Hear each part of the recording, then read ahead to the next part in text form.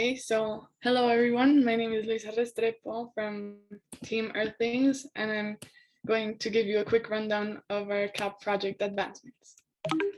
So first of all, I'm going to talk about my team, which is composed of Asua Gargual, Guadalupe Shidnum, and myself. We attend Colegio Nueva Granada in Bogotá, Colombia, and we came together to try to make a change in our communities through school and Project Green Challenge. And during PGC, we gained a new appreciation for this planet, learning that behind every action we take, there is always something we can do to reduce our footprint and become more environmentally friendly. Okay, so with that in mind, I'm going to get started on our CAP project. So throughout PGC, we were exposed to a whole new branch of information that otherwise we wouldn't have found about. This access to the source allowed us to expand our knowledge on infinite topics, and these topics gave us information that we could apply to the real world. However, as we learned about these new topics, we realized how little we actually knew about all that encompasses taking care of nature and its components. Therefore, we identified a lack of quality education that comes with environmental issues, not only in young kids, but also with young adults. So our plan was focused on creating a project that unites and builds community through engaging experiences while unifying and balancing both accessibility and quality education, and going beyond the activities to truly understand the why.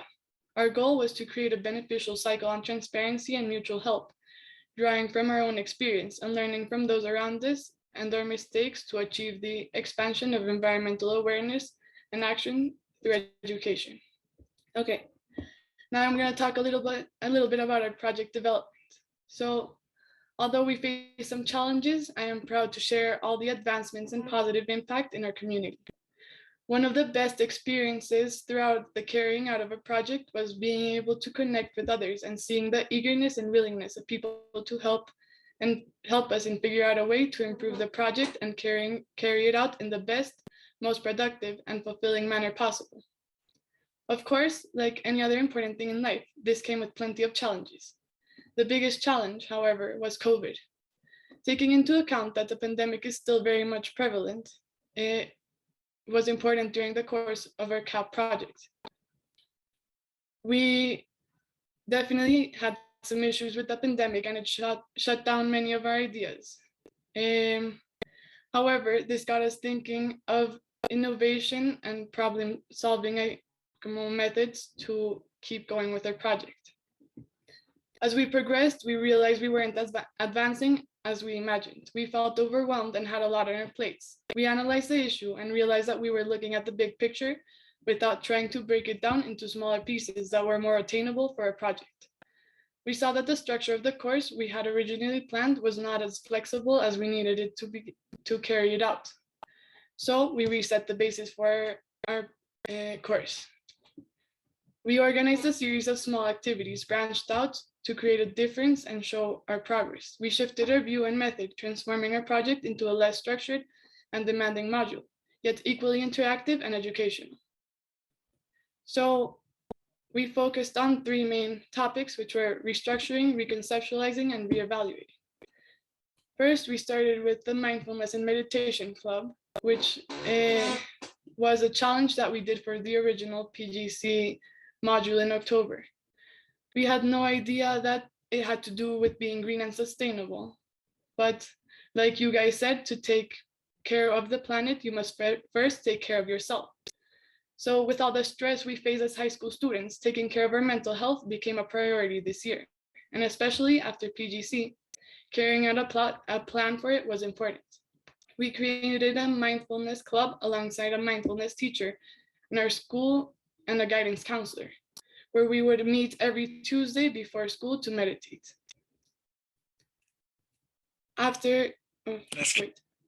There is a small testimony from a student, which I will be happy to share if I have time at the end. We also worked on some tree signs. When we did the school challenge back in October, one of the biggest aspects that we liked were the nature that our school brought to us and the biodiversity that it showed.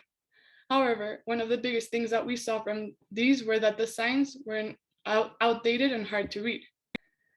They were not as interactive as we wanted them to be. Therefore, we combined it with something that people use every day, technology. The PGC groups at our school worked on creating QR codes that led to information about different trees and plants throughout our school. It led to a Google site, which was quick and easy.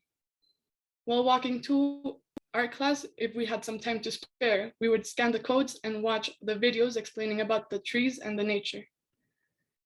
We worked on promoting and getting students to read more and learn about the biodiversity that surrounds them every day.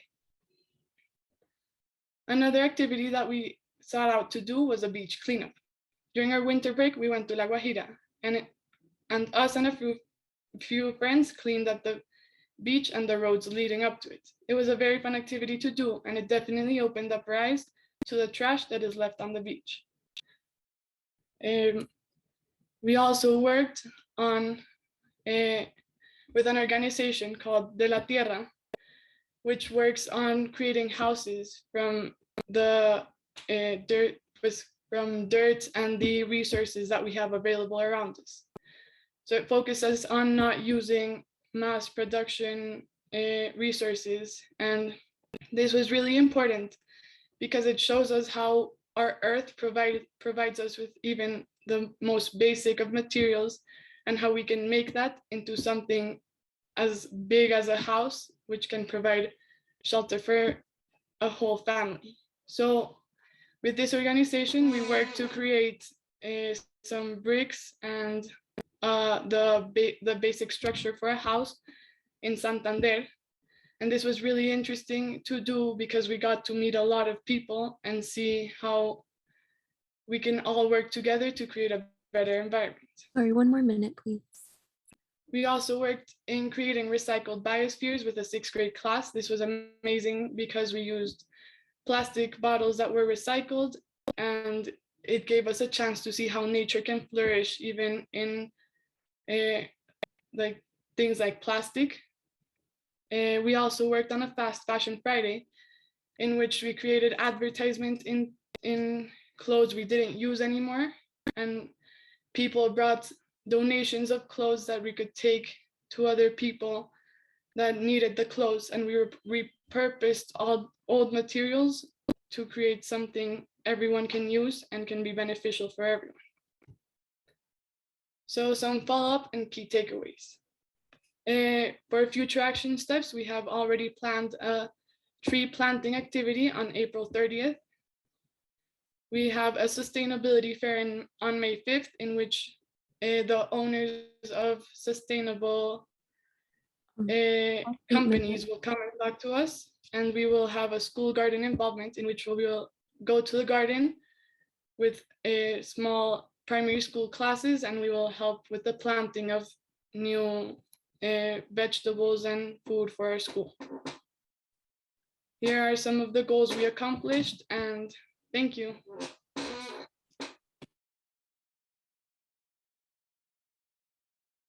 Luisa, thank you for all the incredible work and all the obvious heart and passion that you put into it. We are very grateful.